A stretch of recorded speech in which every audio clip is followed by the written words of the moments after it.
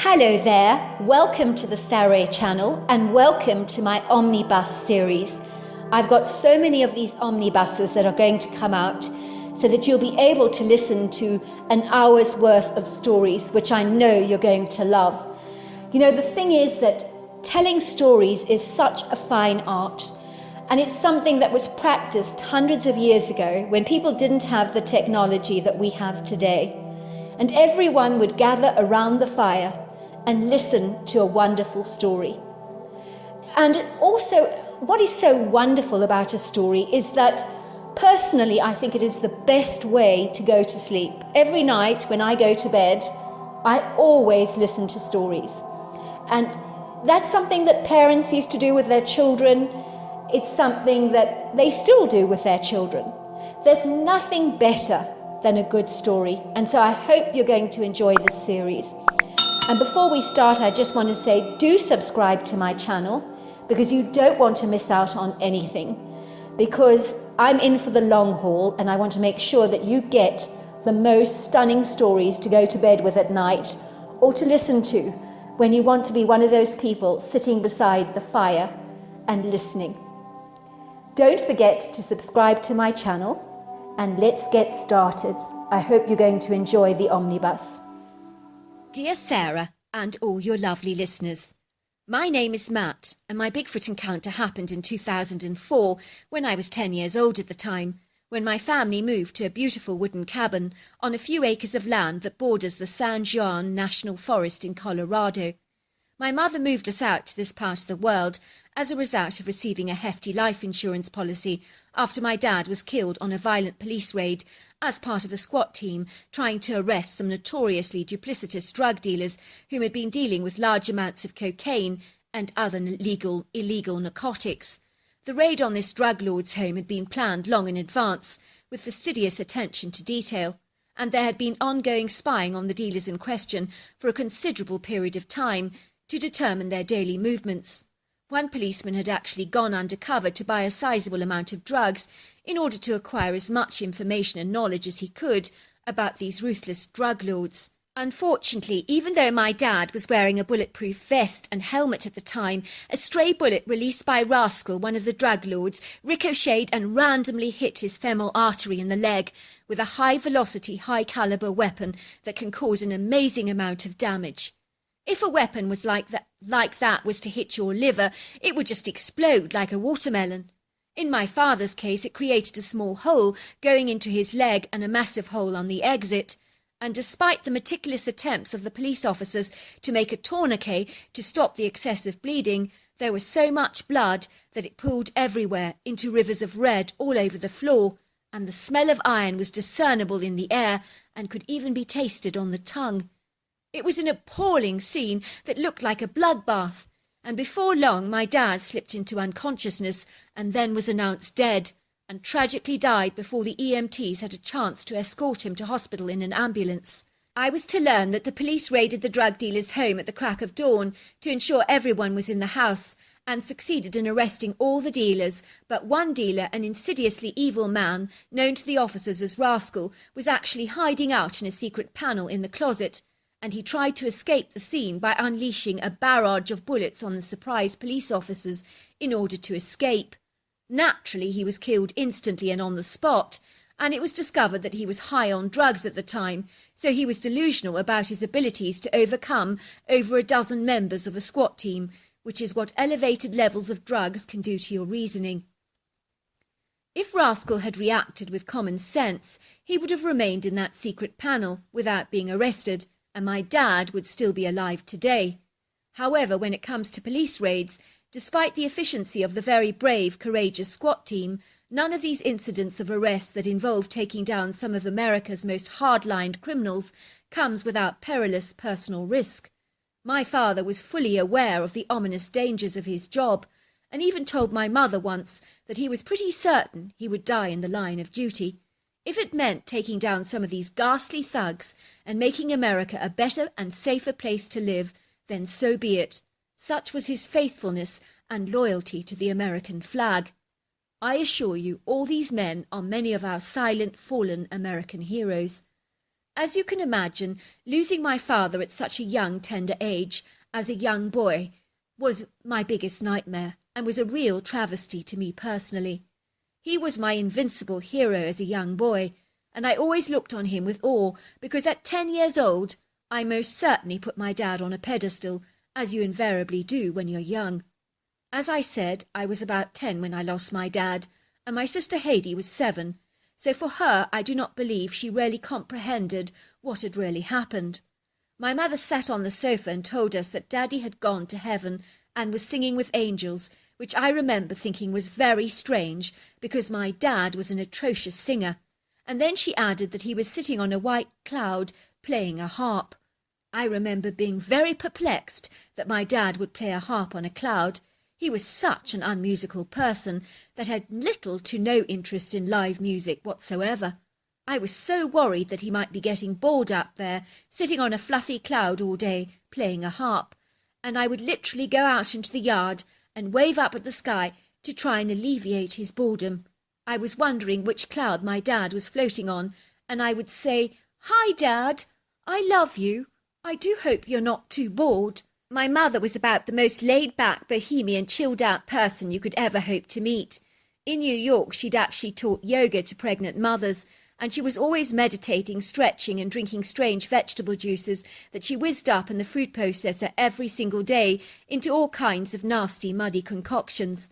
I remember wondering why she would drink such putrid-looking green, sludgy drinks, especially when she would say, "Now that was a hell of a nasty." Every day she would wear her blonde hair in a ponytail and would dress in pink leggings with casual stringy loose tops that were almost always pink, which she would wear with glitzy gold sandals and bright pink lipstick. My mother decided to move to southern Colorado because she believed the fresh mountain air would heal our hearts and rejuvenate our demoralized spirits, and so it was for that very reason that she purchased this illustrious wooden cabin for the 3 of us. I remember the first time we drove through those very smart, highly decorative wrought iron gates down the gravel pathway towards our brand new home, that my eyes were as round as saucers and my jaw dropped to the ground. Could this palatial-looking log cabin really be ours, I wondered in awe. The front yard was lined with pretty rocks that ended up in a fire pit, which overlooked a pretty meadow, and in the distance there was a pond that twinkled like a sparkling jewel in the noonday sun. It was flanked by pine trees that were a haven for the indigenous wildlife, such as elk, mule deer, and even black bears. The panoramic views over the statuesque mountains rose up into the azure blue sky like spectacular pyramids, were majestic and imposing, not to mention the vast areas of dreamy pine trees that filled the air with spicy smells of Christmas that reminded me of white snow, mistletoe, mincemeat pies, eggnog, and sizzling Christmas turkey. You would enter the cabin through an embossed front door with etched glass into an open-plan living space where the kitchen and living areas seamlessly flowed into each other without any partitions.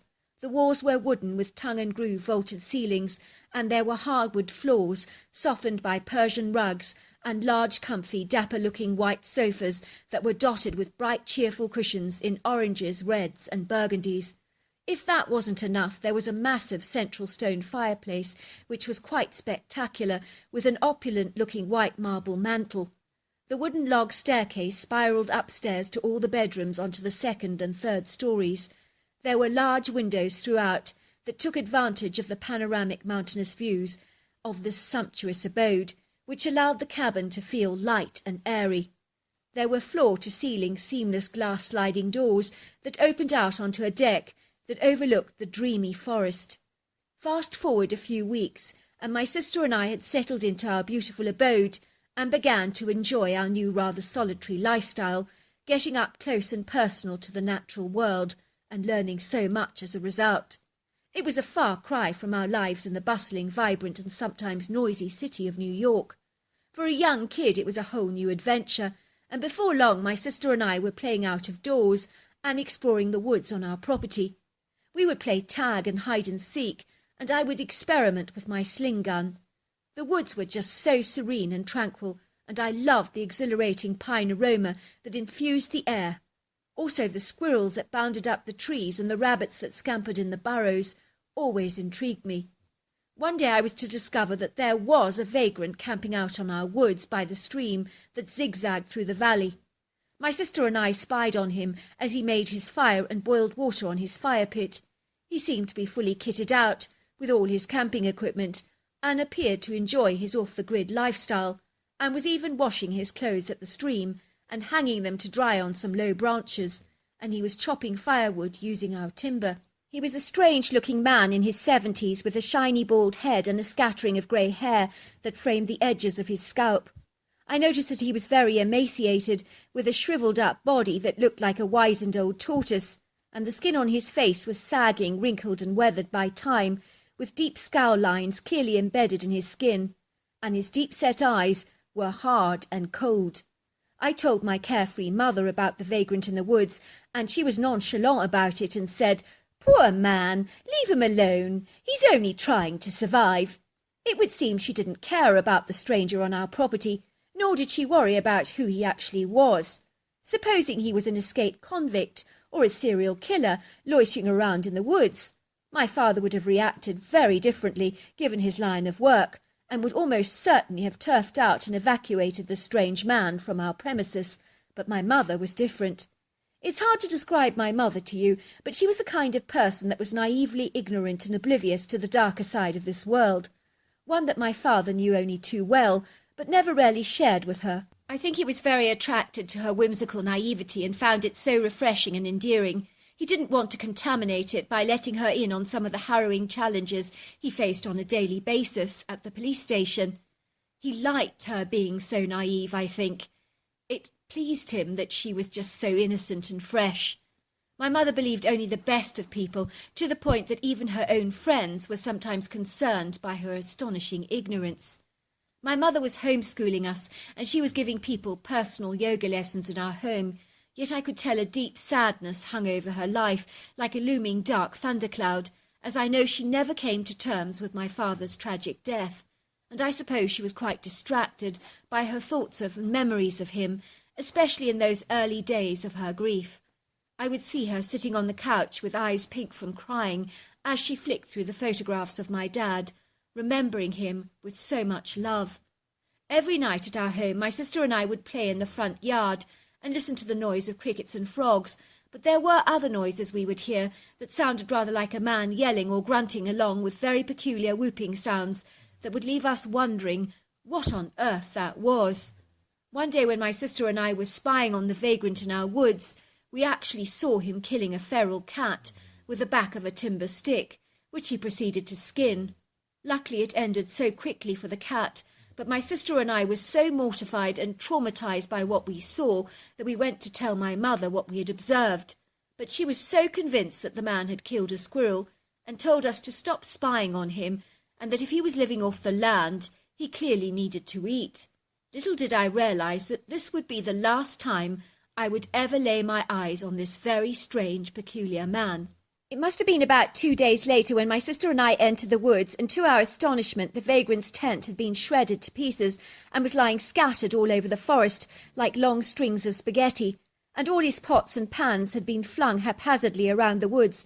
But as for the vagrant, he was absolutely nowhere to be seen, but had seemingly vanished into thin air, and my sister and I were very perturbed about what had happened to the man. All of a sudden, we heard the strange grunting sound that we often heard at night, but I could tell that the sound was coming from very close by. So I beckoned to my sister to creep ever forwards, to follow me, and to remain incredibly still, because my escalating curiosity meant I wanted to see what was making that peculiar noise. Then we saw him as we took cover behind a large pine tree, but what he was, I couldn't imagine. You would have been forgiven for believing the creature was a bear based on his huge size, but he was bigger than a bear and larger than a grizzly. He was covered in bright orange hair like the colour of orangutan. His powerful muscular back was turned away from us, and he was squatting on the ground on 2 powerful legs. I indicated for my sister to turn around quickly and tiptoe away. Whatever this thing was, it was so scary and terrifying, I wanted to get away as fast as we could. But all of a sudden it turned around, and when it did so, I was so terrified. I just froze to the spot and could feel warm liquid running down my pants, and I discovered to my horror that I had wet myself. I desperately wanted to run away, but I could not. It would seem like my legs were superglued to the ground like solid cement, and I was frozen to the spot like a statue of ice. My sister just silently stood there, next to me with eyes as round as saucers. I could sense that she was terribly disturbed, but the crippling terror had hijacked her ability to move a muscle. It appeared that she was incapacitated as much as I was. To my horror, this Herculean-sized creature glided towards us, and those seconds seemed to last a lifetime. Was he going to murder us, I wondered? When he was standing 2 feet away from us, he looked down at us from about 8 feet off the ground, as he was exceedingly tall and easily as wide as a door, and must have weighed between 600 to 700 pounds. I just remember being gobsmacked by how gargantuan he was, because he was bigger than a grizzly bear, but lean and very ripped, with muscular definition that was exceedingly impressive. He possessed overlong arms that were so long that he could have literally touched his ankles without even bothering to bend over. What I think was the most astonishing physical aspect to this critter was the size of those shoulders, because I have never seen anything like them before. They were elephantine in size, and made his hips almost appear narrow by contrast. The critter's head was shaped like the top part of an arch that flowed seamlessly into the shoulders without any evidence of a neck. He looked human, but also reminded me of a great ape at the same time, but his face was exceedingly human-like, with a pinky grey-coloured skin that was leathery and wrinkled, with a brow ridge, flat nose, and very slender mouth. For a moment the critter looked down at us with a pair of twinkling yellow-brown eyes, and the expression on his face looked almost amused. Suddenly I heard the very clear, audible words in my head that said, "I'm not going to hurt you. Why would I do that?" Suddenly I felt convinced that this was indeed true, and it was as if the sunshine had melted the icy statue of my body, and I was able to move again. But instead of running away, my fear was overtaken by an extreme curiosity and intrigue. I just stood there staring at the animal in awe. The critter moved away from where I was standing and reached towards a furry animal that was hanging on a tree. He began to eat the insides of what looked like a squirrel and offered some to me. I shook my head, and the critter seemed to understand. He continued to squat on the ground, and my sister and I watched him eat, and all the while he watched us, and I promise you it felt like he was looking into the depths of our soul, as if he was reading our energy. He pointed to my sister and I, and then began to draw on the ground. He pointed to himself, and then drew a couple more figures in the ground. I sensed he was telling us that he had 2 sisters, because he pointed to my sister and then to himself, and drew 2 pictures of creatures like himself, and his drawings were so good and easy to discern. He then did a picture of his whole family, and from what I gathered there were 5 of them. He pointed to the Saint-Jean National Forest, which I think is where his family was from. My sister and I began to relax in the creature's presence, because he seemed so friendly and amenable, and before long he was making us laugh with some of his facial expressions. My little sister liked him so much and became so comfortable with him that she began to play with his long hair and braided it in her hands into tiny plaits, which was something she always did with her dolls. The critter did not appear to mind and seemed to rather enjoy the fuss, and before long, I kid you not, he was covered in tiny braids all over his body. It looked like he was covered in dreadlocks. My sister kept saying, "I'm going to make you look very pretty, just like my dolls at home." Suddenly I saw the figure of the vagrant lying dead across a single tree branch, and his head had been twisted in such a gruesome, macabre way that it was facing the wrong way round, and I knew at once that he had killed this man. The critter looked at me as if he understood what I was thinking, and then he pointed to the man that was lying dead on the tree branch, and the words, bad man, very, very bad man," flooded through my mind. I knew then that this critter was not a murderous villain, but a hero much like my dad, who dealt with evil people with little or no mercy at times. Suddenly we heard these strange owl calls that I could tell were indeed not ours. The creature pointed to the pictures he had drawn on the forest floor, and then he glided away. I remember my sister and I were so sad he'd gone, because we warmed to him so much, even though he was very scary to look at. The only way that I can describe it to you is when you discover the aggressive dog next door is actually really rather nice. Then you forget that he seemed dangerous in the first place. It felt like that. When we got home, my sister was first to tell my mother that the nice friendly bear had killed the horrible man in the woods, and she told my mother that the bear was very, very nice indeed. My mother asked if this was true, and I just told her that the vagrant was lying there dead, but I did not say anything to her about bears. I didn't want to tell her about the critter we had seen, for reasons I cannot even articulate or comprehend myself. My mother said, "Poor man, he probably died of a heart attack alone in the woods." My mother phoned the police, and imagine our amazement when we discovered that the vagrant who'd been camping in our woods was a wanted criminal responsible for killing 3 women. They falsely believed that he had been killed by a bear, but I knew differently, and I never said a word. I never wanted to tell on my hairy friend. Even if I had told the truth, I doubt they would have believed a 10-year-old boy's crazy, seemingly fictitious story. My mother was told she was lucky to be alive because this man indiscriminately killed women, and I think my mother was appalled that she had allowed us to play in the woods with that evil thug around, and realised that she could also have potentially become a victim herself. All these years later, I emphatically believe the creature we encountered was a Bigfoot, and although we never got to see him again, there were a couple of times in our childhood when we found drawings in the sand from him, so we knew he had left them there for us. I now firmly believe that Bigfoots have extrasensory perception, and that they're also telepathic, because that Bigfoot spoke to my mind with audible words that I could hear. And that Bigfoot knew that that evil vagrant was dangerous and could potentially have harmed us, and for that I'm truly grateful. So there you are. That's my story. Dear Sarah and all your lovely listeners, my name is Posy, and my Bigfoot encounter happened in 1984 when I was 16 years old at the time.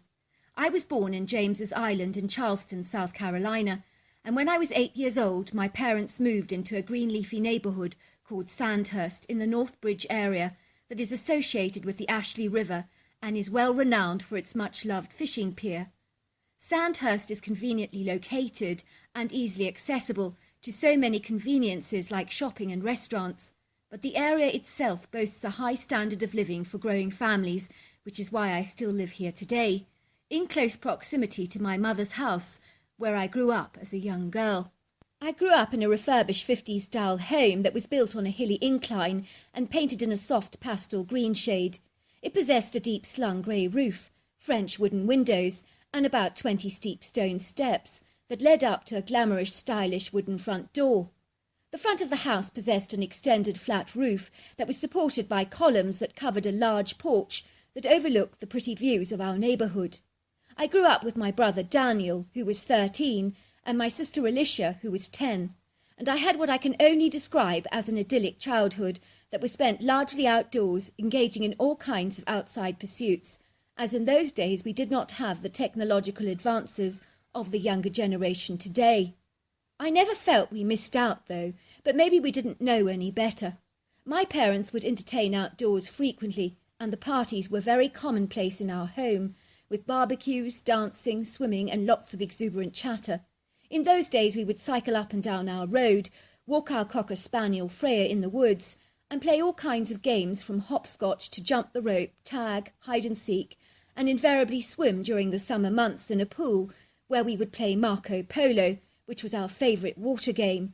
During the summer holidays, my parents would invariably take us on camping excursions or hiking, and we'd often visit coastal destinations like Hawaii or the Oregon coast for our quintessential beach holidays. My story begins when one day my siblings and I went to stay at my grandmother's Virginian country farm for 3 weeks, as both my parents were going on an overseas holiday to Europe, which involved travelling to France, Germany, Italy, Austria, Switzerland and England. My mother had never been to Europe before, so she was exceedingly excited about the prospect of such an exciting adventure.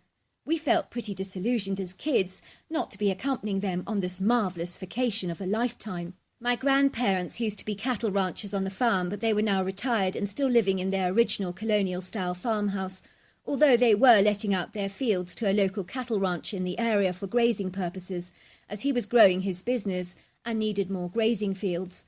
My grandmother was about 80 years old. and her husband was 100, and both of them seemed to be in remarkably good health, despite their advancing years. My grandfather's charming rustic farmhouse was very old and was in pristine condition, and it was built on an expansive area of meticulous manicured green turf. The extensive area consisted of white-poled fencing for the pastures and ubiquitous trees, a couple of pretty barns, white gravel roads, and vast open prairie land dotted with grazing cows, also areas of dense woodland that was teeming with indigenous wildlife like white-tailed deer, squirrels, chipmunks, raccoons, rabbits, and the list goes on. In the far distance you would observe the masterful triangular mountain ranges rising up into the vast blue firmament like imposing pieces of sculpture. The house itself was a symmetrical farmhouse with whitewashed walls, large windows and a green roof, with a very colonial-looking front porch with columns and steps that led up to the front door. It overlooked the most ravishing panoramic and mesmerising views onto the wide pond and the wooded area that lay beyond. When we moved into this farmhouse, it was exciting being with our grandparents again, and we were having an incredibly good time, as they were always so eager to spoil us. I was soon to learn how deeply depressed my grandfather had become. He really wanted to die, and he made no secret of this fact, and this came as a horrifying revelation to me, one that was impossible for me to fathom. I did notice that he seemed rather downcast and fed up with the world, and he looked like a man that had lost that spring in his step that I remembered so well in his earlier days. I was absolutely amazed that he was being so brutally honest with me about the way he felt, because to look at he was in remarkably good health. He was lucid and sharp and had no arthritis or health issues like high blood pressure or diabetes, so for a 16-year-old girl it seemed inconceivable and incongruous that he wanted to leave the earth plane for good. I had no comprehension why anyone could feel this way, and it was a huge enigma to me. At that age, the idea of someone wanting to die seemed ludicrous and preposterous, but I'm glad to say I'm much more understanding now that I'm older, of course, and infinitely wiser, I hope. It was, of course, a very uncomfortable topic, the topic of death, and still is, that most of us would rather not discuss at all. "Janine," he exclaimed, "I've heard enough. I'm 100 years old. I don't expect you to understand, but I'm tired of it all. I've had about as much as I can take. I want to go." "But why?" I protested. "You're not even ill. You're not even in pain. It's nonsensical to me." "Of course it is to you, Janine," he said. "You're young with your whole life ahead of you. You have a springy, youthful body that makes your life flow smoothly for you, without any bumps on the road. It's like the difference between a young and an old car. The young car runs smoothly and effortlessly, easily, but the old car sometimes fails to start, if at all.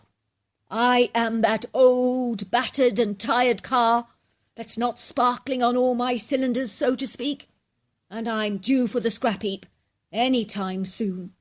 "You mean your body feels all worn out?" I asked. "Exactement, Janine. My body is not what it used to be when I was racing around the farm in my former younger days with all my cows. Now that was living my life to the fullest. I loved spending my days on the farm, riding horses and talking to the cows. It was an attractive life. It was wonderful. I can't do those things anymore. So I'm just existing, living without joy. Now that's not a life. I really want to die. It's as simple as that. It's all about quality of life, Janine. And sitting around all day doing nothing is not my idea of living at all. My life is a shadow of what it used to be in my former days, when my body was strong and able." "I think I do understand, but even so, Grandpa, you have to wait for your time to die." "Not necessarily," said my grandfather. "There are ways you can hasten the process." "But why on earth would you do that?" I asked. "Believe me, he's tried, Janine," said my grandmother, interceding. "I caught him trying to hang himself once, and I was having none of that, and I put a stop to it immediately. I told him that that was the most selfish thing he could have done, with me finding him dangling in the closet. Could you imagine anything more terrible or horrifying? What on earth would I say to your mother? She'd never forgive you, Grandpa, if you did that to her. Never ever. She'd hate you if you did that, I told him. That's what I told him, said my grandmother. Your grandfather's been inquiring about euthanasia with doctors all over the place, but even if assisted suicide were indeed legal, I doubt anybody would give him a lethal cocktail. With him being in such good health, I mean, it would be unethical to do so, as you can imagine. He even had the audacity, Janine, to ask the vet to help him out when we went to take our cat Safi for her annual injections. You should have seen the vet's face. The poor man, he went as white as a sheet and looked like he wanted to pass out from shock. You do it for the animals. Why not for me? I'm like an old dog that needs putting out of my misery. And you have my word that this procedure you perform for me will never leave these walls. No one will ever know. Of course, the vet refused, as you can imagine. The poor man, he was mortified, I think, that your grandfather had had the audacity to ask him for help. He told your grandfather that he wouldn't even euthanize an old dog that was in such good health, as he felt it was morally reprehensible to do so. As you can imagine, I could hardly believe what I was hearing. How could your grandfather be talking like this? Wasn't it unethical and morally wrong to want to take your own life? Did not the Holy Book affirm the wrongfulness of this course of mortal action? Was it not really self-centred of him to leave behind my gran, and let alone us grandchildren as well as my mother, who adored her father? Janine, said my grandmother, I didn't want to tell you about all your grandfather's issues. Goodness knows you're here to enjoy yourself and have a great holiday on the farm, and I don't want to sabotage your lovely holiday here. But I needed you to know about this because you're staying here and your grandfather could potentially attempt to take his own life. He is just so desperate to die. I cannot do anything to stop him. Believe me, I've tried. I've never seen him more determined about anything in my life before, so I would not put anything past him. I even had to hide the rat poison and antifreeze in a cupboard because I didn't trust him. When your grandfather found the lethal poisons hidden in the cupboard in the barn, he laughed at me and thought it all terribly funny. He told me that he may have a death wish, but dying with poison was not an option for him, as it would be too painful, too slow, and a very agonizing death. He doesn't want to die in pain, you see. Of course he doesn't, I agreed. He wants to die quickly and efficiently. How do you feel about him, Gran, leaving you on your own like this? If he does die, of course, I mean. I don't feel good about it at all, said my grandmother, wiping away a tear. But your grandfather's insistent about it. He wants to go, and I have to support his wishes. He's 20 years older than me, you see. I'll not help him die with a pillow over his head, of course, because I could never do that to him, never. But he hasn't asked you, I asked in horror, has he? Of course not, Janine, laughed my grandmother. He wouldn't be that mean to me. He's not that self-centred. Impulsive and hot-headed, yes, but selfish, no. No, he's not selfish. Gran, what I don't understand is why Grandpa can't read books, watch television, play card games, chess, go for scenic drives. You don't have to be active to have a full, rich and extraordinary life. You see people all the time who are paralysed, and they manage to have a good life. Why can't he? I agree with you, Janine, wholeheartedly, actually. I'm long in the tooth myself, and yes, my body's not what it used to be, but I find life very rich, rewarding and blissful, and seeing you kids is the highlight of my life. It's my greatest joy. But your grandfather, he's a very active, or at least he was a very active person all his life, and he sees things incredibly different from you and I. He has a whole different perspective on it all. We have to understand that. You would think that my holiday would have been marred by my grandfather's desire to die looming over my head like a dark thundercloud. It would seem being young, whimsical and remarkably naive had stupendous benefits, and as a young mind, I seemed to have a bountiful resilience that was worthy of note. I did not allow such defeatist negative thoughts to ruin my holiday or parade around my mind with its sombre, bleak, bitter and pessimistic outlook. Instead, I helped my grandmother bake cakes and cookies and prepare jams and chutneys for the store cupboard. My young siblings and I would hang out in the woods, playing all kinds of games under the shade of the towering trees. We would also swim in the pool and eat large slices of watermelon. We would visit the cows and ride my grandfather's horses around, washing and brushing their brown coats until they gleamed. We enjoyed feeding them and mucking out their stables. I really got the distinct impression that my grandfather enjoyed having us around, and he played all kinds of games with us. I soon began to forget about the insidious desire he had to end his own life. It all just seemed like a bad dream to me, and for a while I truly imagined it to be just that. Perhaps it is what I wanted to believe at the time.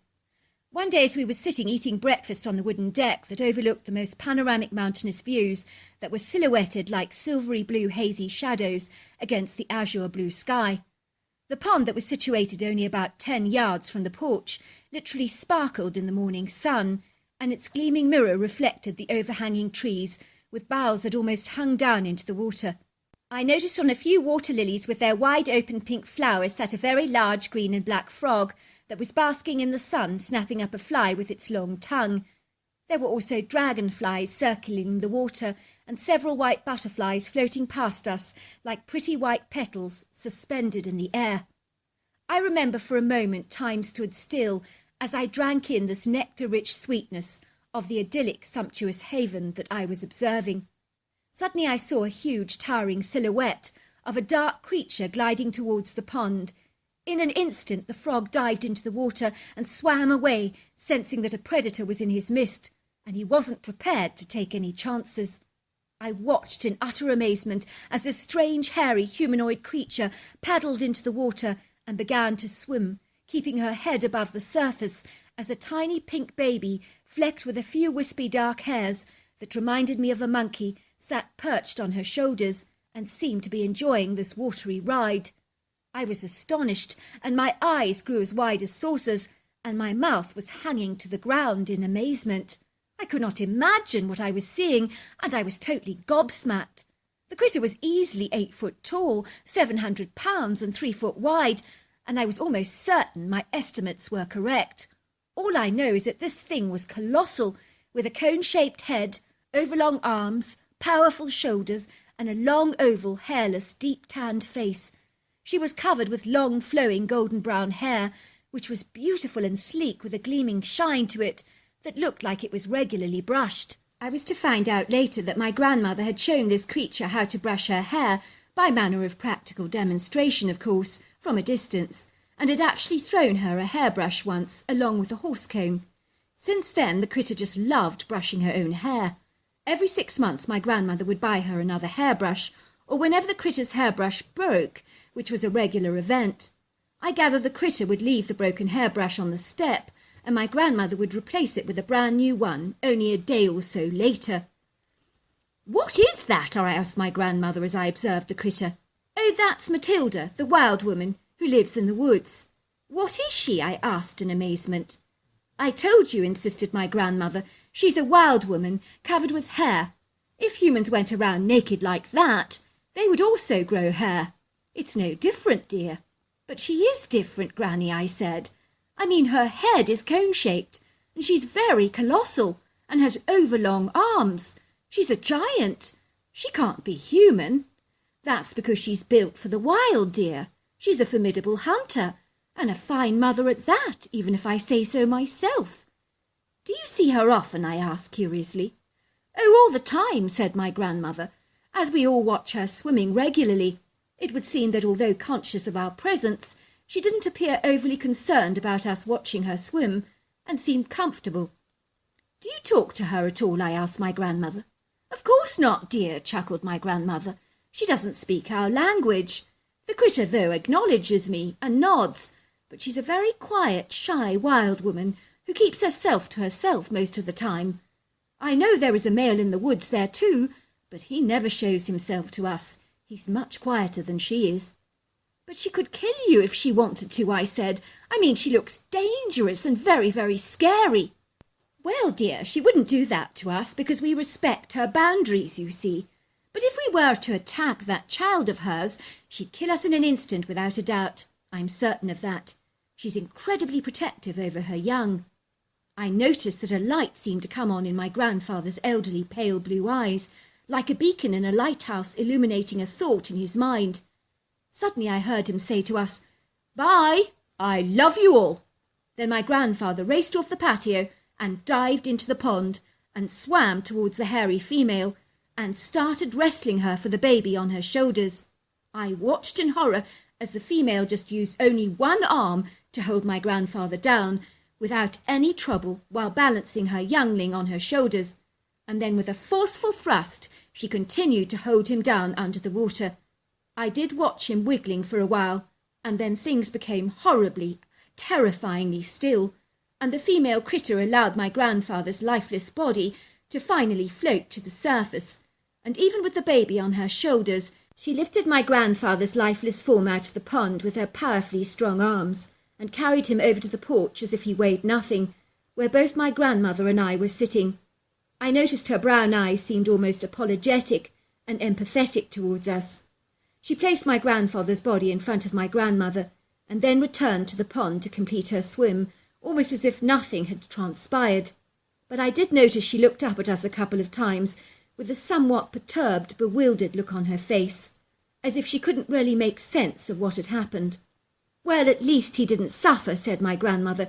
"It was a quick death, and I hear drowning is not the most unpleasant way to go." "He planned this," I said angrily. "He planned this. It was deliberate." "No, dear," said my grandmother. "It was a spontaneous last-minute decision on his part. I think he suddenly realised that the creature could end his life quickly. At least we know he didn't suffer at all, and he's at peace now. Matilda helped us out by ending his life for him. It was a very good way to go, dear."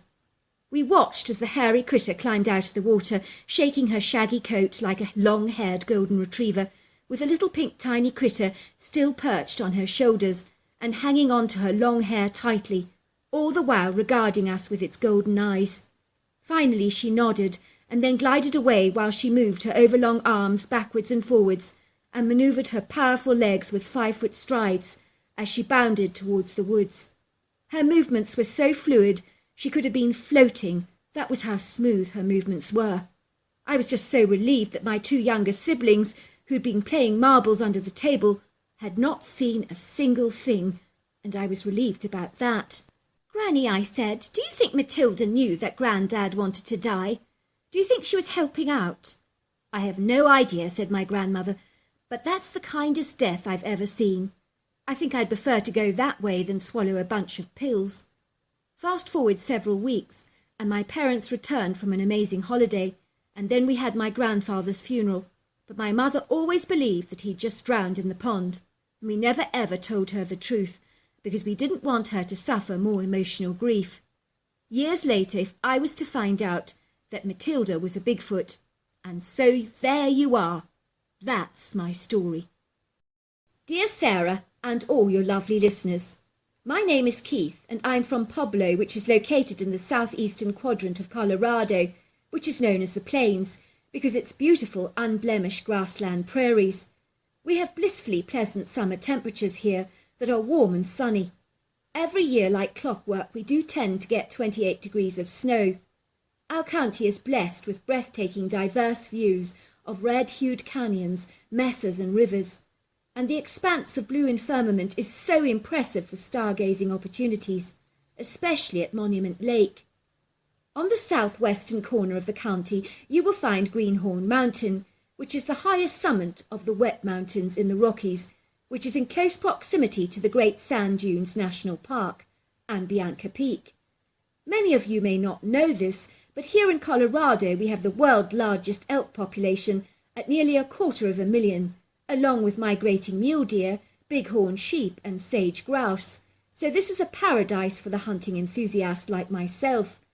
If you fancy a spot of fishing, we have 6,000 miles of streams, 2,000 lakes and reservoirs to choose from.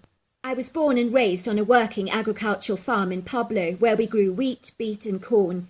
Growing up, I was an only child, but I moved to a green leafy neighbourhood when I was about 28 years old, as I work in the energy industry as a solar panel installer.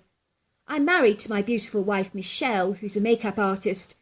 We now have 3 girls between the ages of 7 and 10, and we live in a large imposing burgundy Victorian stone mansion with a grey slate roof that was recently restored and renovated and features steep gabled roofs, rounded angles, towered torrents and dormers and shapely white bay windows, along with a Victorian porch that's supported by a white long decorative columns and overlooks the pristinely manicured front yard and the large shaded road that ambles down our street and is so peaceful and quiet.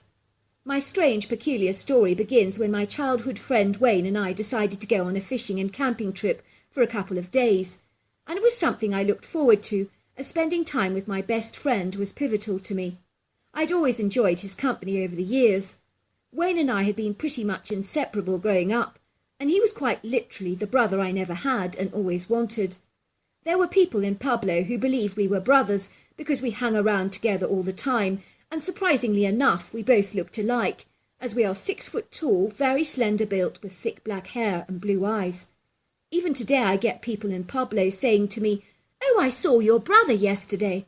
I never correct them, of course, because the way I see it, Wayne is my brother, and he feels exactly the same way about me. Wayne is a very quiet, reticent individual whom I would describe as a deep thinker, and a very intelligent dude who has so many degrees behind him that I cannot even count.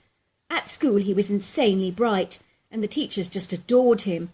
I, on the other hand, had pretty much average grades at school, and I've always been more impulsive and extrovert. I will not tell you the geographic location of our fishing destination for obvious reasons, but it was situated in a wooded area against a mountainous ravine that overlooked a shimmering silvery lake. It was a spot that Wayne and I were very well acquainted with when we were young, where we'd regularly camped, fished and hiked with our respective families over the years. It was our best-kept secret that we were not desirous to share with anyone. I loved the area because it was off the beaten track, remote and exceedingly peaceful, and I knew without a shadow of a doubt that there wouldn't be another person in sight. This, of course, only added to the appeal of our trip. When we arrived at our secret hideaway, I remember being more enamoured than ever by the breathtaking scenery of this wondrous oasis. I stood there in awe, taking in the panoramic views of a never-ending blue sky, with its backdrop of smoky mountains that seemed enveloped in a white vaporous mist, making them almost appear like a translucent purple. As for the lake, there are no words to describe to you the beauty of this watery expanse that sparkled and shimmered in the noonday sun, reflecting the contours and shapes of the green trees upon its shimmering surface. I could see trees with boughs bent into the water's edge, with extended branches that were the perfect perch for an osprey to scan the water with its piercing eyes. This was a haven for a large specimen of trout, bass and catfish, whose shadowy, streamlined, cylindrical silhouettes could sometimes be observed darting beneath the surface. Wayne and I set up our camp in close proximity to a free-floating wooden deck in an open clearing only yards away from the water's edge. It was an exquisite afternoon, and I prepared a fire pit with some large stones that I found, and we drank some cold beers that I was keeping in a large block of ice that I had been assured would not melt for 3 days, if of course I kept it in a cool place. I prepared some delicious, tender, juicy and succulent steaks, and a marinated spatchcock chicken, which I served with some delectable salads that Michelle had made for us earlier on in the day. Before long, Wayne and I got caught up in the memories of our childhood, reliving all our adventures as young Colorado boys, from our ATV experiences, mountain biking, hiking and camping. And we talked so much that before long we watched the tangerine golds and oranges of the exquisite sunset powder the valleys in showers of golden yellow light. This ultimately faded away as the dusky charcoal greys of the night sky set in, deepening in intensity. And finally the silvery jewels of the glittering stars and the ivory white moon came out to greet us, like old reassuring friends. It was an exquisitely beautiful night, and we could hear the distant cries and howls of coyotes against the musical orchestra of croaking frogs and singing crickets. "Does this not remind you of the old days?" I reflected. "Oh, but it does," remarked Wayne. "It's funny how much time has passed since then, but it still feels like I'm that 11-year-old boy again on an exciting camping adventure." "Me too," I said. Before long, Wayne and I were tucked up in our sleeping bags as the excitement of the day had exhausted us, and we fell into a deep sleep. I must have been awoken at about 2 o'clock in the morning when I suddenly heard the strangest sound of what I can only describe as a tree limb being pushed down. I could also hear the sounds of the gravel stones on the water's edge crunching beneath heavy feet, almost as if someone was walking outside our camp. But who it was, I could not imagine. I was in that state of sleep and wakefulness where sometimes it's very hard to distinguish between your dream state and reality. I pulled back the opening of the tent and scanned my immediate surroundings, but everything was very, very still and quiet. I returned to my sleeping bag, absolutely certain that I'd been dreaming. The following morning, Wayne and I rose early to find all our firestones layered on top of each other, much like the Leaning Tower of Pisa, and all our beers that were stacked in the block of ice were now lying sprawled all over the ground, but none had been taken nor opened, and our heavy boots that we'd left outside our tent were now found hanging haphazardly on the tree branches, tied up by their laces. It was all rather bewildering and extraordinary. "Did you do this, Wayne?" I asked, looking perturbed. "Why would I do this?" laughed Wayne. "Of course not." "Well, someone did, and if it wasn't you, who was it?" "I've no idea," said Wayne, "but someone must have been here last night." I must admit it was very disconcerting to think that someone had been on our campsite while we were fast asleep. But whom it was I couldn't imagine, and those thoughts were very discomposing for me.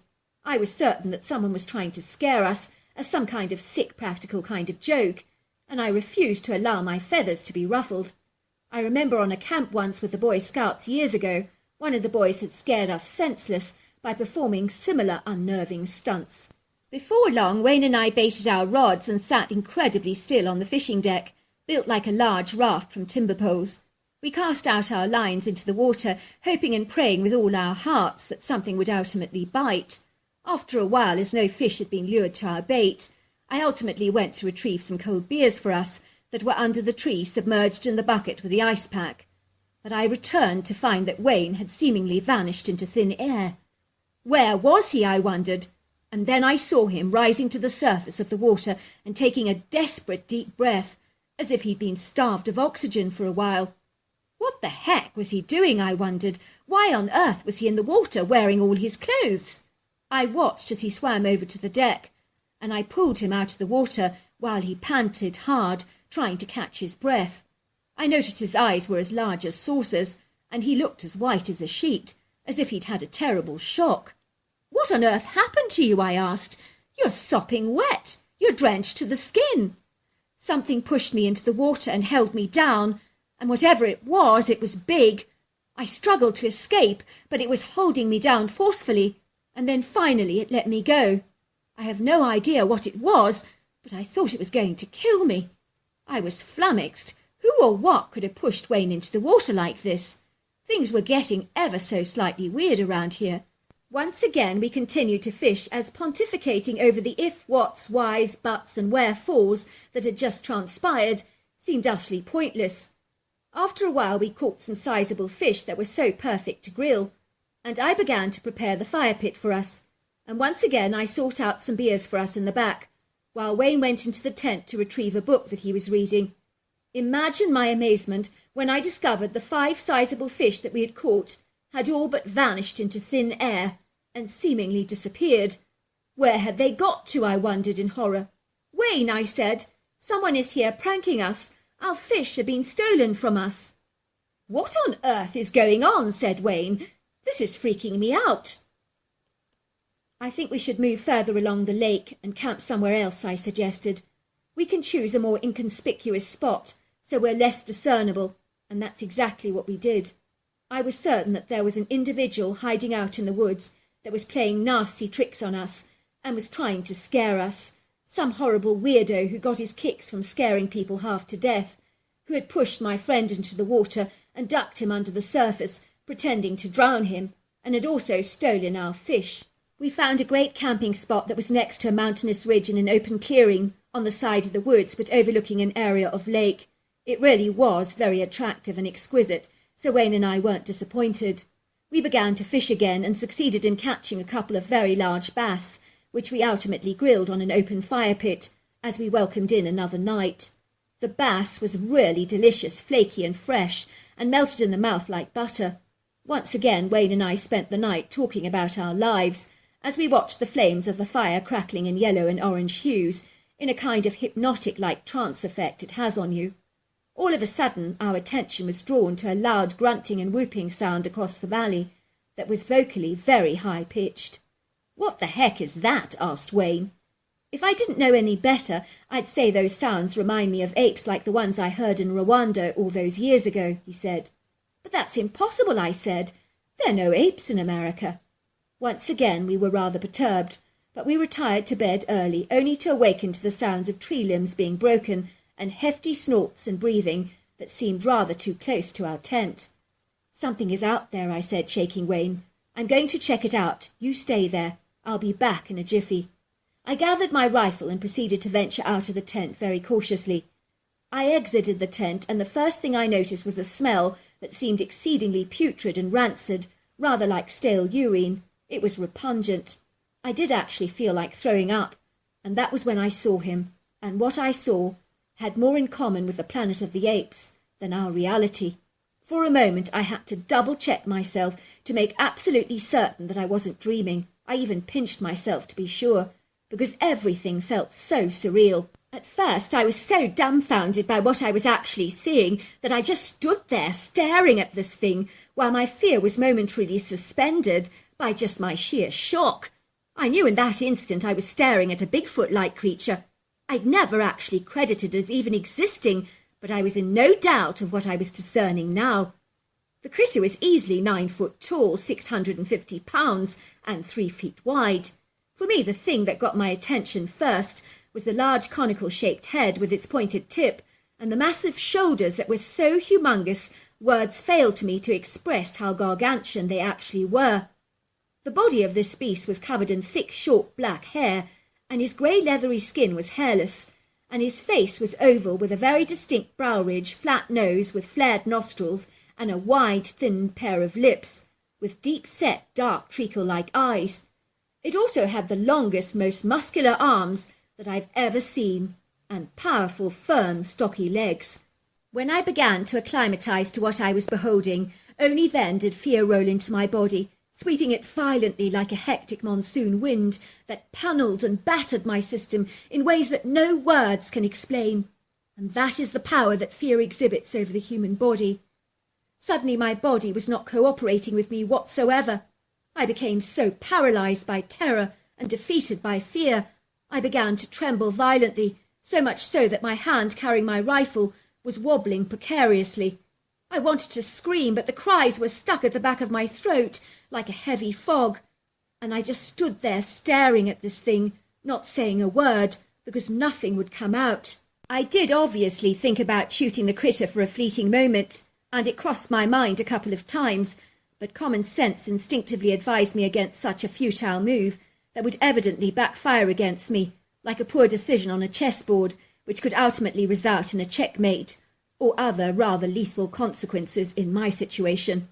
I was in no doubt I would only serve to make the creature very mad, and this thing was built like a solid, impenetrable army tank. It would take more than a few shots to bring him to his knees, if at all. The critter looked at me with his dark eyes filled with malevolence. He looked furious and enraged and began to punch his chest in defiance. He rolled back his huge lips and began to growl, and the sound was utterly terrifying that it sent shivers down my spine. The critter proceeded to roar, and if you think a lion's roar is petrifying, you haven't heard anything yet, let me tell you. This roar was so menacing it caused the ground beneath me to shake violently, and when I say violently, I mean violently. Do not look at his eyes, avoid eye contact, and whatever you do, don't shoot, I heard Wayne say from within the tent. Get down on your knees and lower yourself to the ground in a very submissive position, and do it now, now. Was Wayne completely mad, I wondered? If I got down on my knees, this monstrous creature would eat me up for breakfast, surely. I'd be like fast food for the animal, a pork pretzel on the run, surely. Yet despite my reservations and sincere misgivings, I did have to concede privately to myself that Wayne knew quite a lot about apes, as he had encountered the mountain gorillas in Uwanga Forest on a trip to Rwanda doing missionary work with his dad. This critter did indeed look like he was half ape and half human. It was for this reason only that I lowered my body, folding my chest area and head into my knees, and made myself as small and inconspicuous as possible on the ground. In seconds the Bigfoot seemed to calm down dramatically, and I heard him making some rather peculiar grunting sounds, and then Wayne, who was in the tent, began throwing all kinds of food items out of the tent, such as large bunches of bananas, a bag of apples, a small box of grapes, a couple of bags of chips, peanuts, and a packet of cheese and salami slices.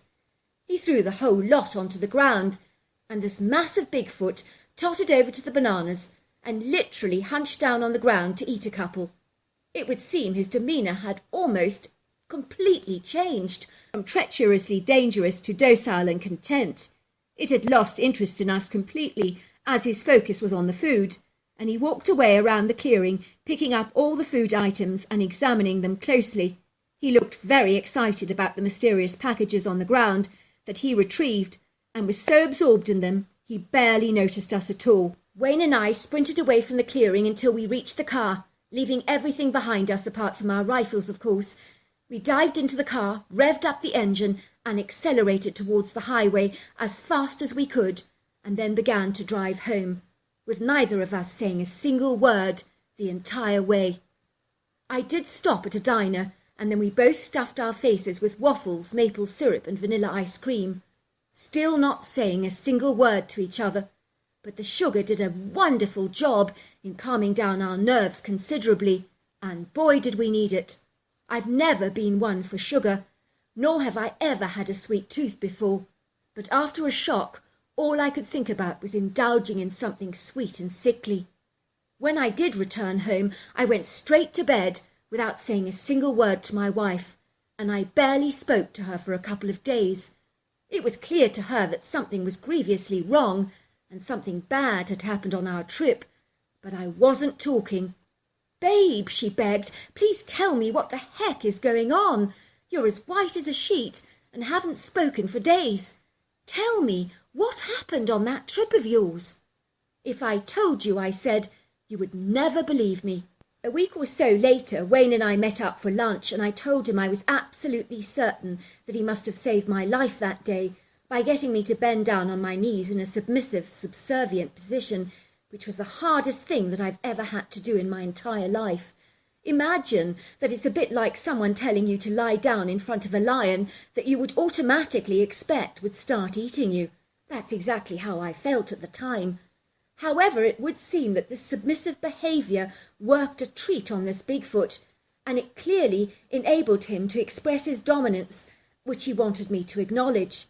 He wanted me to know that he was superior over us, and once I respected it, he seemed appeased. Looking back, I really firmly believe that it was a Bigfoot that tried to drown poor Wayne under the water, although why he let him go I will never know. It was also the Bigfoot that stole our fish, mounted the stones around our fire pit in a very peculiar way, and tied our shoes to the tree, as well as scattering our beers around the campsite.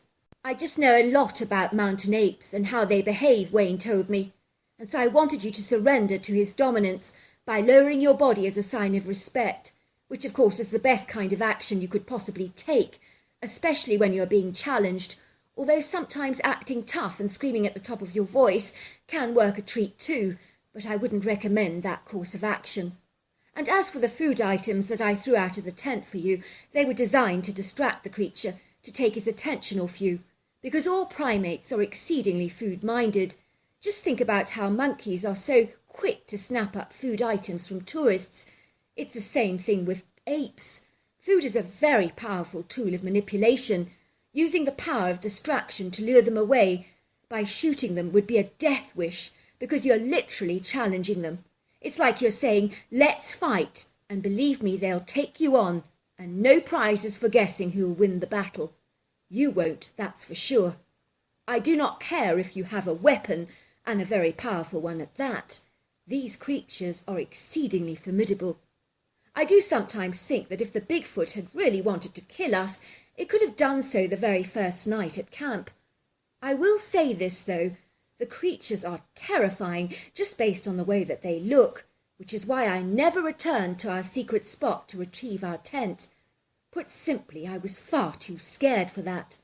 As far as I know, that tent and all our belongings are still there, unless, of course, the Bigfoot has torn them to shreds by now, which is very, very likely if you ask me. So there you are. That's my story. Dear Sarah and all your lovely listeners, my name is Mark and I have two brothers, William and Philip, and we grew up in Montana on my parents' ranch.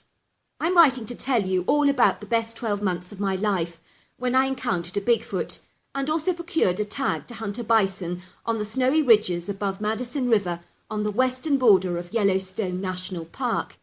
It may not sound like a big deal to you, but believe me it is, because it is quite literally a lottery to procure one of those tags to hunt a bison. And it's an opportunity of a lifetime, eagerly aspired and highly esteemed by many hunters. I live on about 700 acres of pristine forest, meadows, springs and grassy benches, with crystal clear gushing streams that flow through the mountain ranges, cascading over the rocky outcrops with a forceful current. Our ranch is a sumptuous haven for deer, elk and moose, and we have over 750 acres of productive commercial hay crop. In the far corner of our property, nestled in the valley, is an exquisite 1900s vintage farmhouse, which is accessed by a long winding gravel road that branches out into a semicircular driveway. This quintessential gem of American history is surrounded by pristine manicured lawns with large shaded trees that are liberally scattered over the verdant turf, along with a couple of pretty barns and a large glistening lily-covered pond. Our exquisite home overlooks the ravishing views of the statuesque mountains that rise up in the blue sky with such masterful grace, only serving to accentuate the rich, extravagant wonders of this awesome, intriguing place that I like to call home. Ever since I was a little boy, I always discerned how remarkably privileged I was to live in this part of the world, and this became clearly apparent to me when I visited New York for my great-aunt Anna's funeral.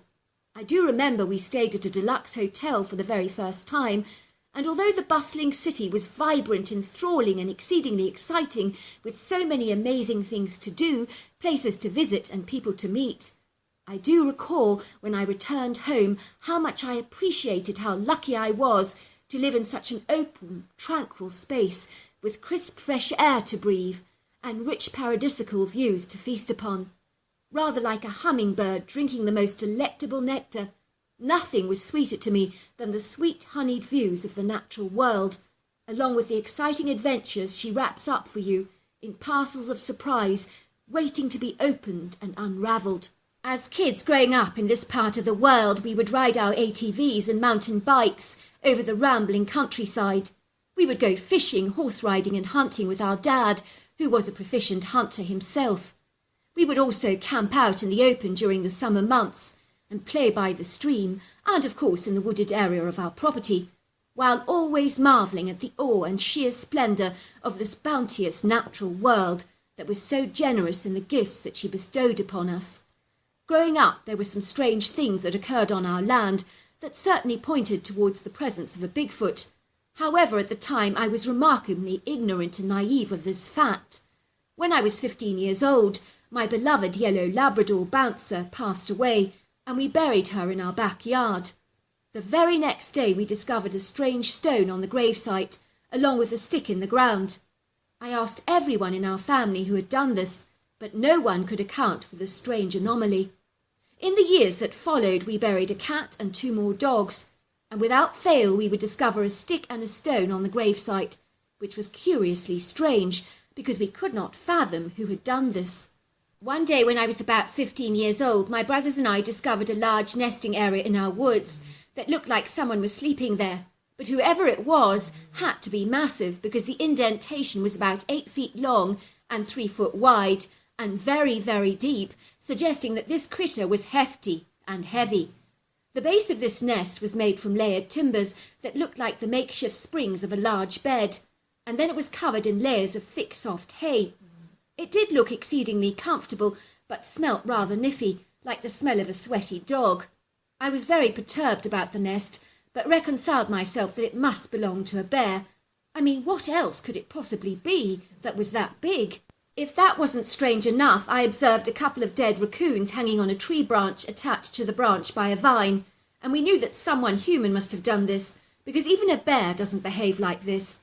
We began to worry that we had a poacher on our land, but no one was ever found, so once again we dismissed the strange peculiarity out of hand.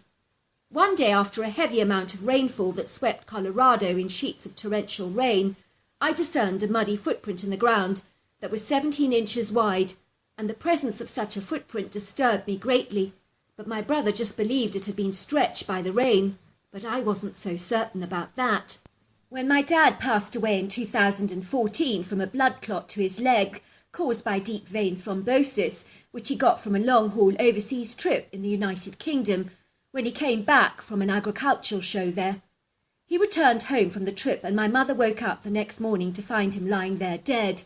It was a devastating time for our family, which took many years for us to come to terms with, but my mother describes it as the wheel of life, and she adamantly believes that our deaths are preordained. After he died, we discovered a huge stone on our front doorstep, along with 4 large fresh fish that had recently been caught. These were bass that were stringed together tightly with vine, and there was enough for everybody in the family to have a whole fish. My mother thought that someone very kindly had dropped them off for us because we were grieving, but no one acknowledged that they'd sent us any fish. And why would they leave a large stone on our doorstep as well, which was decidedly odd? And besides, the fish weren't even wrapped up. They were just lying there. That night we remembered hearing loud howls over the valley that lasted for a couple of long hours, that sounded rather like someone in great distress, but we never connected the dots at the time to a Bigfoot. All these years later, I believe the large stone represented my dad's tragic loss, and the fish were a gift of commiseration for the family. I also believe the howls were cries from the Bigfoot for my dad's demise. I know this may sound bizarre and incredulous, but I believe the Bigfoot regarded us as an extension of his own property, and a loss of a family member or dog or cat belonging to us clearly distressed him because it was a loss to him. It would be like us crying over a movie star we felt connected to that never knew us in life, but we felt as if we'd known them personally because we'd watched so many of their movies, and perhaps we felt that they'd impacted our lives in some way. I believe the Bigfoot had been watching our movements for all over the years and grown attached to us. And I know that growing up there were numerous times when we discerned that someone was watching us, but we always believed our imagination was playing tricks on us. But now I'm not so sure. When all the coverage was occurring on television about Bigfoot, I must say I never comprehended that we might actually have a Bigfoot on our land. I have heard people's erroneous reports, and I'm sorry to confess that I discerned that they were just that. I could not conceive of one of those creatures actually existing in North America. It just seemed way too preposterous and far-fetched to me. However, I knew that if they were real, that I had 2 desires in my life, and one was to hunt a bison, and 2 was to see a Bigfoot, if of course they were indeed real, which I was exceedingly cynical about. You may ask why I wanted to hunt a bison, and the answer is quite simple. The animals are utterly phenomenal. They go back in American history for many generations when these marvellous migratory animals would be seen in their thousands thundering across the Great Plains of Northern America, their dark, imposing silhouettes seen galloping across the ground. And it was a sight to behold, and you could hear them coming. Many bystanders on the plains would describe their awe as they watched this incredible sight to unfold, as one man in the 1800s called Robert Turner eloquently put it in a letter to his wife. "It was a sight to behold, like none that I've seen in my life, nor a sight shall I ever hasten to forget. For thousands upon thousands of these mighty beasts thundered past us, lifting up the red dust in their hooves, and the ground did shake with the sound of mighty drumbeats. I stood there transfixed, for no words can comprehend such magnificence, and these creatures beheld my awe for a mighty moment in time, never to be faded in my memory." Unfortunately, it would seem that these magnificent bearded beasts were also hunted to extinction, not only for their pelts and meat, but also for sport. All over the plains, the dead animal carcasses of these great beasts were literally found with their bleached bones lying littered in their hundreds under the hot American sun, having been killed for the heck of it. Such horrifyingly brutal revelations make me nauseously sick to the stomach, as I consider this an insidious and grievous evil that was done under the sun. This could have potentially driven the bison off the face of the Americas, depriving all future generations to come of this gentle, mighty, and majestic beast. These free-range bison roam northern America, stretching from California to New York and from Mexico to northern Canada. These days their migratory habits are suppressed and restricted to small little pockets, which is utterly devastating, because these bison are majestic and magnificent. The problem arises due to a whole lot of political red tape and a disease called baculosis, which bisons could potentially give to cows, which causes them to abort their fetuses. It would seem that for the protection of the agricultural industry, there are strict protocols enforced regarding which migratory routes these animals can take. Many people confuse bison with buffalo, but there is a very distinct difference, as bison have beards, and these wild bison have been carefully managed in all the states with very strict control on permits used. Some bison are located in prime places like Cluster State Park, where you're informed about which bison you're allowed to hunt, which needs to be a male of about 10 years old of a sizable weight of at least a ton. In order to hunt bison, there's quite literally an online lottery for the privilege of taking down a mighty beast. And I gather the meat is delicious, tender, exceedingly lean and very succulent. So let's get back to my story of the best 12 months of my life, when the two things I wanted most in the world to come to pass. One was to see a Bigfoot, if indeed the spurious creature actually existed, which I thought was highly unlikely. The other was to hunt a bison, and both wishes came true over that period of time, but possibly not in the way I imagined or even envisaged. Yet this is what the rich tapestry of life is all about, because we can never be certain what is around the next corner, which is what makes our lives one hell of an adventure. One day we were hunting elk on our land, as the numbers were quite sizable then, which meant that other hunters were also invited to our property to help us manage our ever-increasing elk population. My brother and I wanted to take down a hefty bull, so we were hunting together as a team. I don't enjoy hunting on my own, as I like to share the experience with someone. It makes everything so much more meaningful, and besides, two pairs of eyes are so much better than one. We were both surreptitiously stalking a bull that we'd singled out for the job. We were taking fastidious care not to be observed, and to remain as quiet as possible. That morning we left our house in the early hours, before it had even begun to become light over the horizon. Our previous day had been spent glassing and scouting the landscape, following trails and scat, and observing the whereabouts of the big elk, where they were congregating. We ascertained they were laying low in a pocket of land that was adjacent to this hilly valley, and was liberally scattered with bristlecone pines, Colorado spruce, cottonwoods, Rocky Mountain juniper, Douglas firs, and logpole pine trees. We made our way to the location, and I could feel my heart fluttering with excitement, a feeling that I'm always acquainted with on a hunting expedition. It always gives me an incredible thrill hunting, and I tend to concentrate and focus so hard that the sweat tends to pour down my face in raindrops, and I'm not kidding about that either. I like to use a rifle that packs a big punch and offers a long-range accuracy without being a burden to carry up hills, as the last thing you want is to be bogged down with the weight of a hefty rifle. So I like to use a rifle like the Kimber 84M or the Remington 673, and I always aim at the heart and lungs for the most humane of kills. My brother and I remain very still, like silent statues, submerged by some long grass, where we lay low, making sure to maintain a comfortable position, because it's easy to get cramp or become strained by an awkward posture. I've always been a hunter that stealthily pursues my target, and on this occasion it was no different. Even so, it was a waiting game for me, because I was desirous for the frolicking bull to amble in close proximity to our hideout for that perfect shot. I was pretty certain we wouldn't have very long to wait, and as I suspected, I wasn't wrong.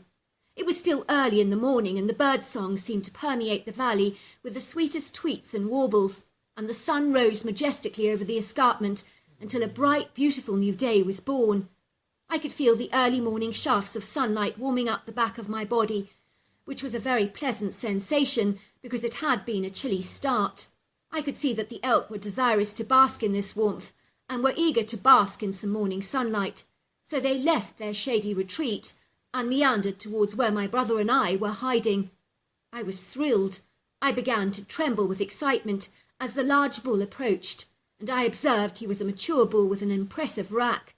I steadied myself and focused on the creature, and then I let out my lethal shot, and the animal looked stunned for a moment and rather bewildered, and then shot away with lightning speed, and in the far distance I could see it tumbling over, and I knew at once that it was dead. "You got it," said my brother, "and that was an excellent shot. Well done." Suddenly we heard this thunderous sound that sounded like the ground was quaking beneath us, and that is when we saw him. I knew at once, by the humanoid shape of this hairy giant, that we were seeing a Bigfoot. "It's a Bigfoot," I whispered to my brother. "Look!" It was difficult to keep my binoculars still because my unbridled excitement and enthusiastic drunken-like swagger was causing me to shake. But finally I was beholding the creature much more clearly. He was standing over the elk and seemingly pulling it apart with its overlong arms, with very little difficulty at all. This Bigfoot was colossal, and believe me, they never prepare you for that in television programs. They say, "Oh, he was big," but that understates just how gargantuan they really are. I was amazed by how solid and brawny and powerful it was. I've never observed such power and strength in a humanoid body before. It completely boggles the mind that something so Herculean in size can be this agile and graceful. Every area of this critter's body rippled with muscle density and tone, or should I say lean muscle mass. The most striking physical aspect of the creature was its large bullet-shaped head and pointed tip that seamlessly merged into the shoulders like a vast, excessive pyramid. I noticed the shoulders on this thing were absolutely humongous, and they made the waist area of the critter look narrow and lean by striking contrast. The legs and arms were very long and defined with excessive muscle, and the body was covered with long flowing dark hair that possessed a deep auburn hue that was rather attractive to the eye.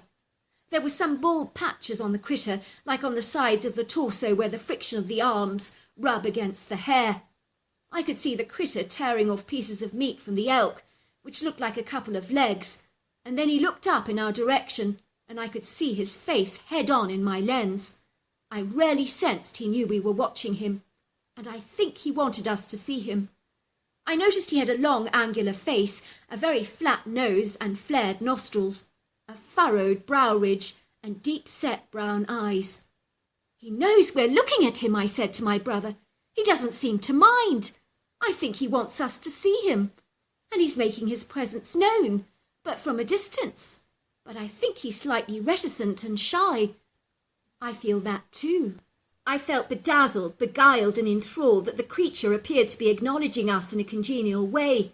I was over the moon about this revelation, and it made me feel exceedingly special and privileged to have such an astonishing close encounter with a Bigfoot, and to see something many have longed to see and have never seen. Suddenly the Bigfoot glided away, moving his arms backwards and forwards as if he was marching, taking very wide 5-foot strides. And he did turn around to look in our direction. "It's as if he knows us," said my brother. After the Bigfoot had vanished from our sight, the elk were like slim offerings compared to the magic of what we had witnessed. We retrieved the rest of the elk, which was missing its eyes, a tongue, and 2 legs, which the Bigfoot had taken to eat, but he had generously left the rest for us, without pilfering the whole thing and running off with it.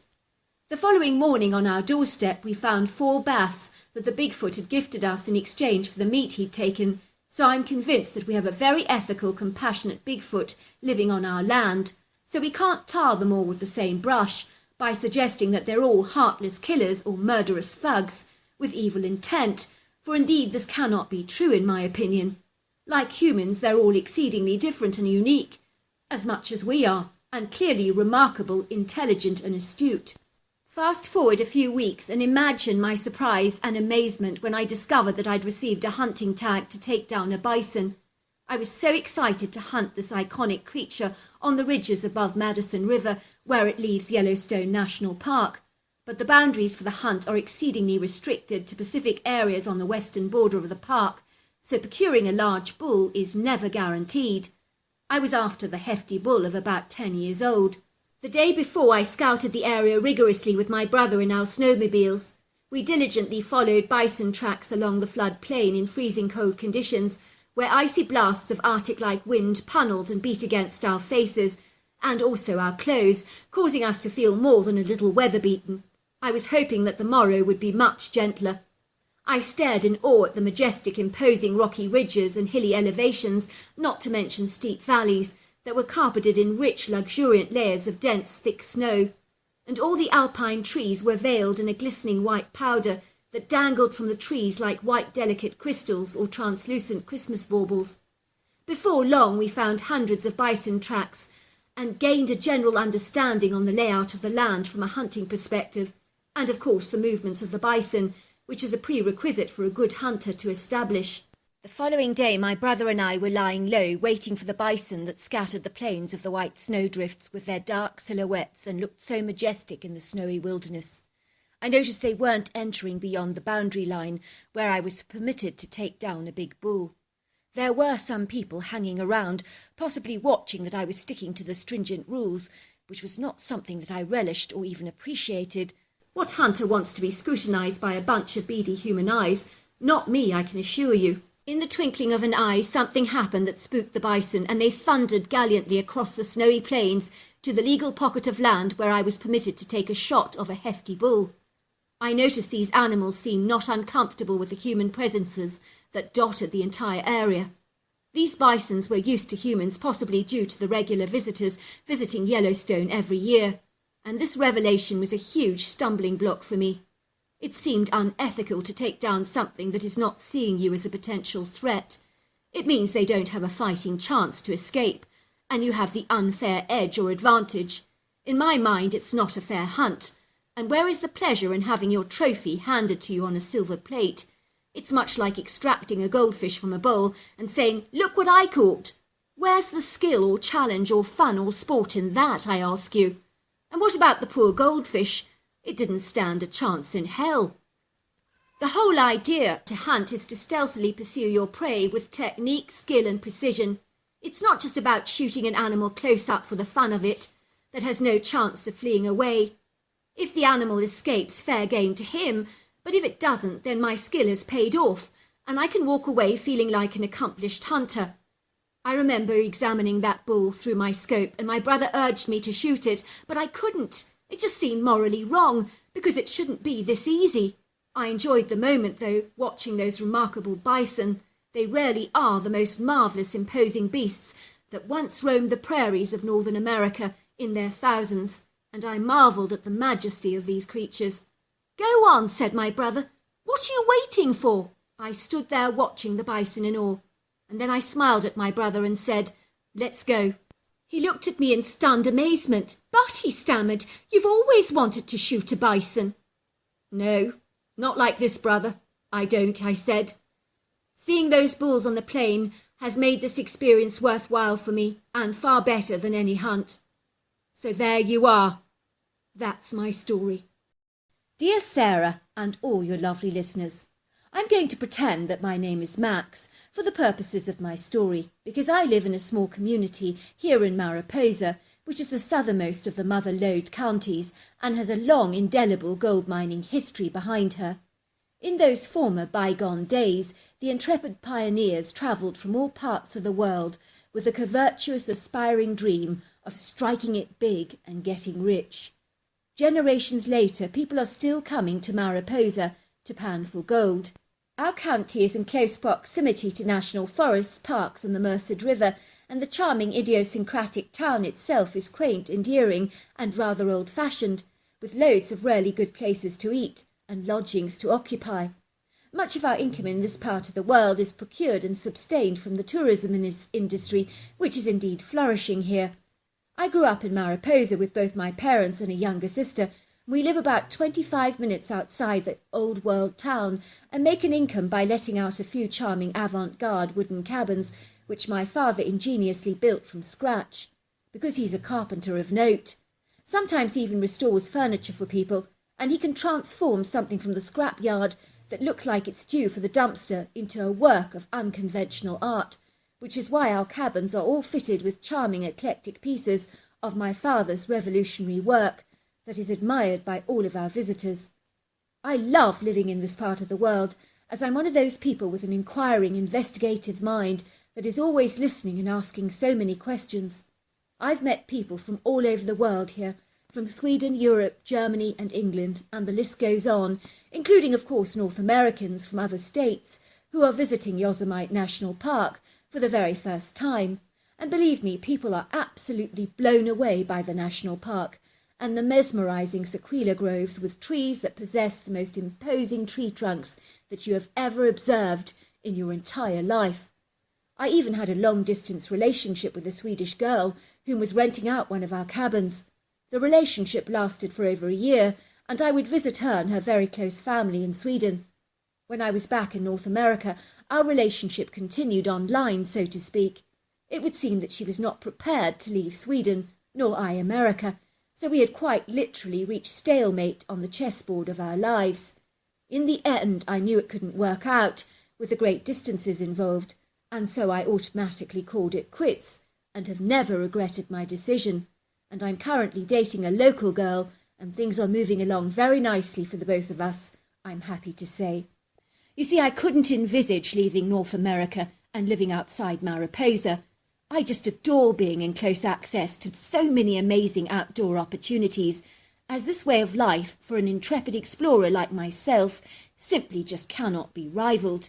I love everything here, from hunting, fishing, skiing, rock climbing, camping and snowshoeing. Over the years, my family has visited Yosemite National Park on multiple occasions, which from Mariposa is a scenic drive on Highway 140 to the park's west entrance, where you can enjoy and marvel the exquisite mountainous views over the river canyon. As a family, we've camped, hiked and explored in this incredible park over the years, and never was one trip ever quite the same as another, as every experience we've had there has been so unique. Yosemite was designated as a World Heritage Site in 1984 and is revered and esteemed for its illustrious granite cliffs, monoliths, deep verdant valleys, crystal waterfalls, clear sparkling streams, ancient sequoia groves, silvery lakes, mountains, meadows and glaciers, and about 95% of the park is actually designated wilderness. Springs here are beautiful to behold because as the glistening white snow slowly melts, the rivers begin to roar, and as the streams begin to rise, the waters cascade off the cliffs in powerful jets of thunderous white spray. Then the redwood and the dogwoods begin to blossom, bloom and flower, and the plants across the valley start sprouting their leaves.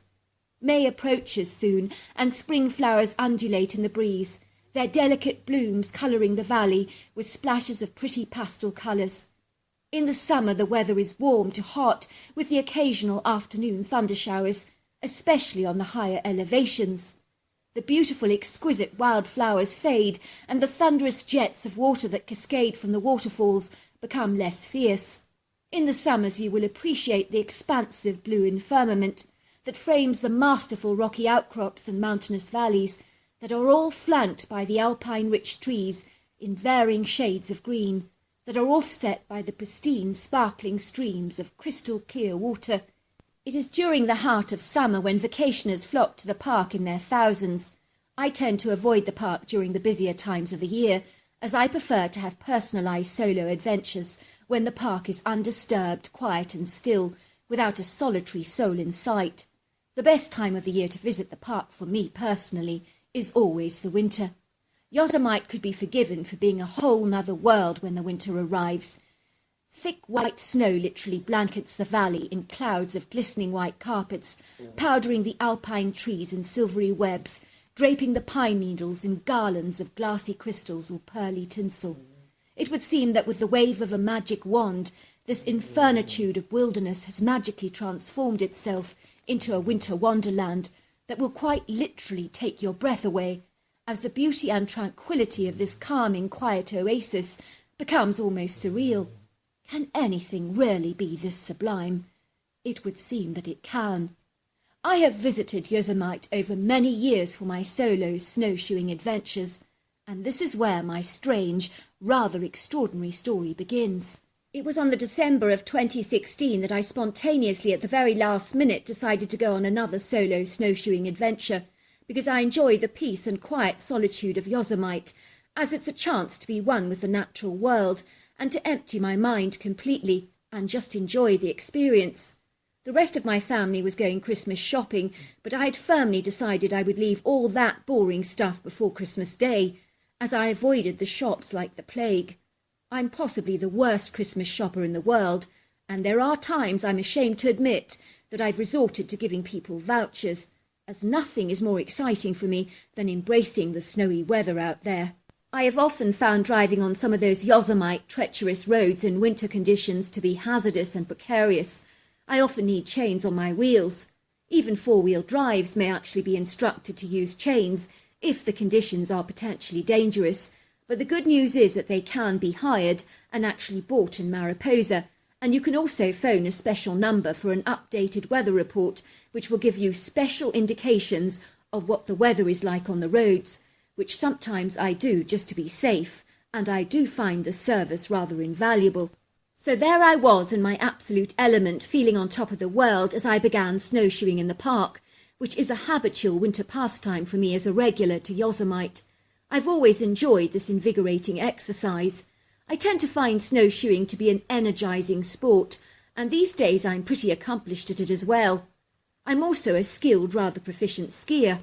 I do believe having a great sense of balance helps enormously, and in my youth I was an aspiring gymnast, so flexibility and agility are some of my stronger points.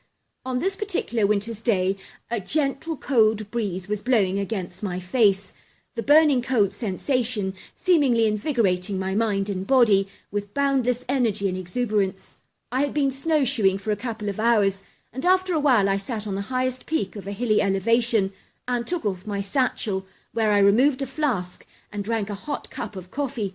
I sat back and soaked in the nectar-rich beauty of this sumptuous wilderness, swathed in white.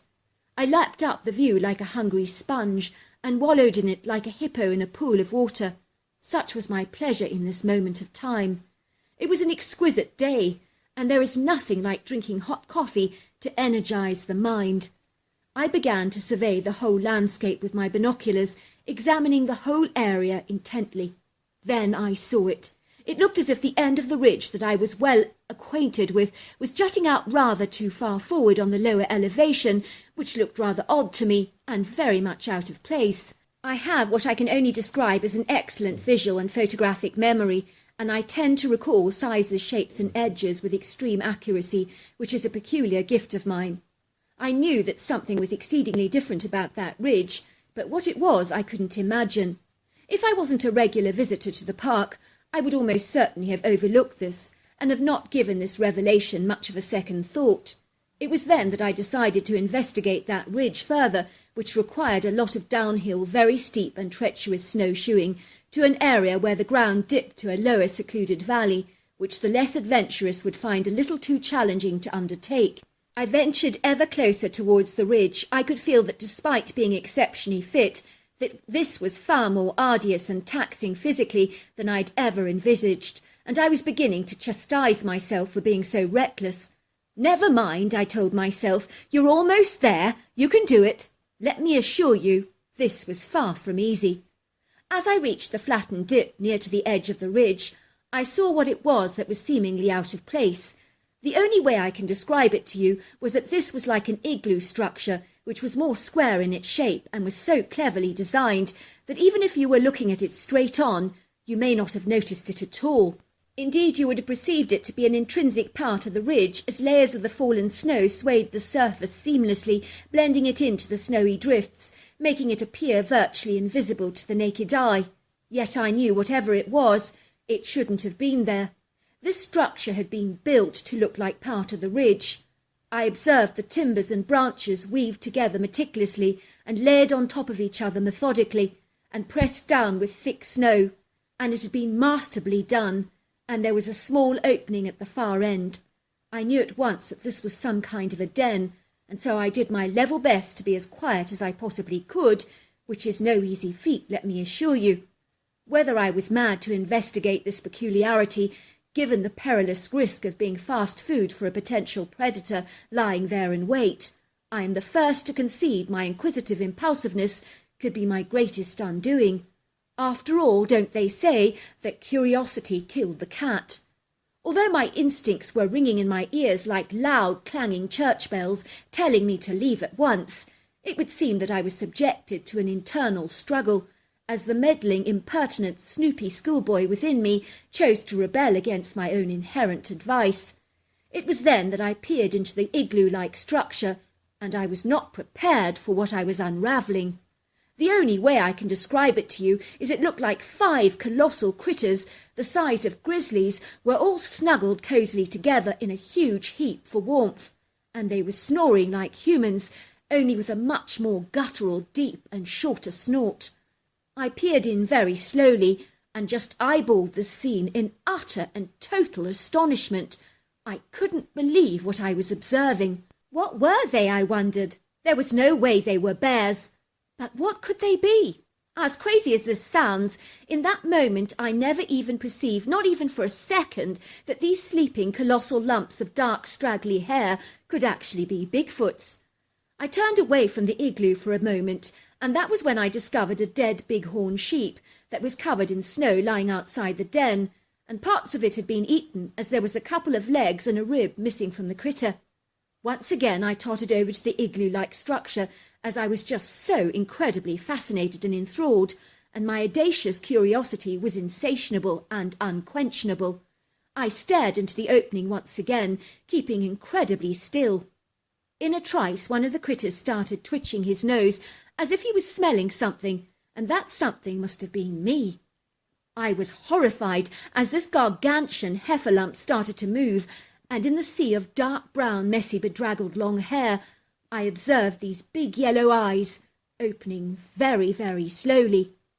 All of a sudden, my blue eyes were locked into a stare with this critter's deep-set yellow eyes, and for a second all was very still and silent, as we held each other's gaze. Somewhat startled, the critter raised up his torso from his sleeping position, and that was when I realised I was looking at a Bigfoot. I was bedazzled and amazed, and my eyes widened in astonishment as my jaw dropped to the ground. I think the critter was as astounded to see me, as indeed I was to see him, because he rubbed his eyes for a second, as if he believed he was having a bad dream. He just stared at me with a bemused, baffled look on his leathery grey face, as if he couldn't quite believe what he was seeing. The critter sat upright all of a sudden, with the straightest back that I've ever seen, and his seated torso appeared to be over 5 feet off the ground, and he was 3 foot wide, but the size of his shoulders were literally titanic, and his beefy arms were built with dense muscle.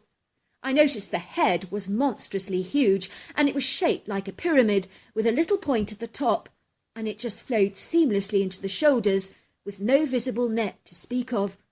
The critter had a very long, angular face, with a prominent, extensive, wrinkled brow ridge, very flat nose, and long, thin mouth. It just contemplated me for a long moment with its deep-set golden eyes, as though he was in a hallucinatory dream world, I think. I believe I had woken and disturbed him out of a deep sleep, and he seemed somewhat dazed, befogged, and confused. I can't say I blame him. The huge comatose lumps around him wiggled a little because he had moved, but they remained deep in sleep and unfazed.